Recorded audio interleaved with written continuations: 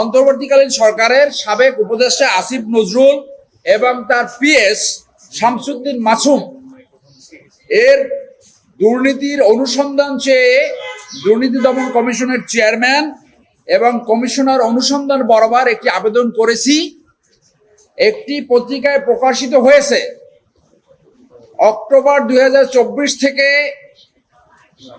April 2025 পর্যন্ত 8 মাসে 282 জন sub registrar নিয়ম বহির্ভূতভাবে বদলি করে শতাধিক কোটি টাকা ঘুষ বাণিজ্য করেছে।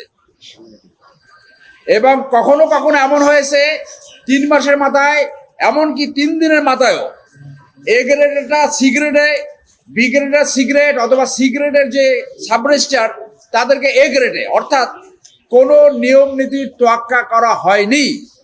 এছাড়াও এই শামসুদ্দিন মাসুমের দুর্নীতি তত্ত্বাবধায়ক সরকারের সময় ছড়িয়ে পড়ছে। এটা ওপেন সিক্রেট, সবাই জানে যে কোথায় কোথায় সে দুর্নীতি করেছে।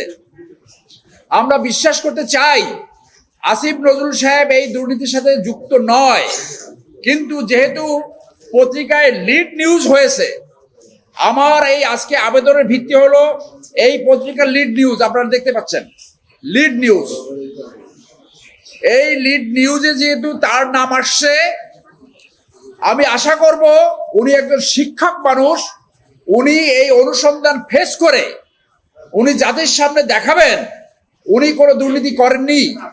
এবং তার এই ঘটনা আমাদেরকে স্মরণ করিয়ে দেয় 2001 সালের যে কেয়ারটেকার গভর্নমেন্ট আসছিল, সেই সময় একজন বিচারক, একজন অ্যাডভাইজার ছিলেন।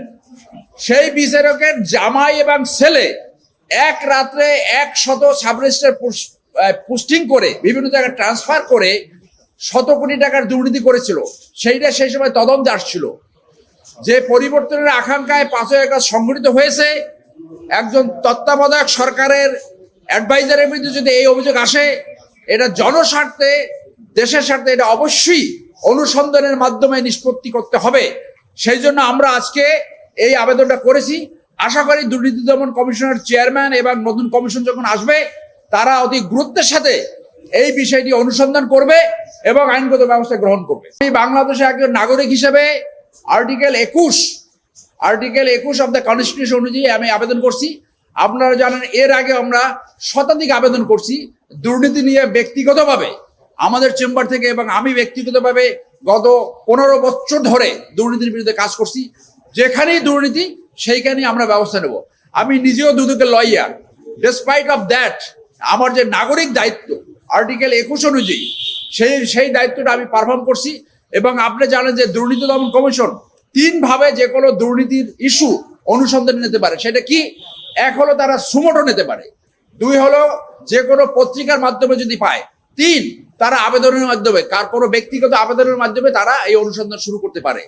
দৈনিক আজকের বাংলা .net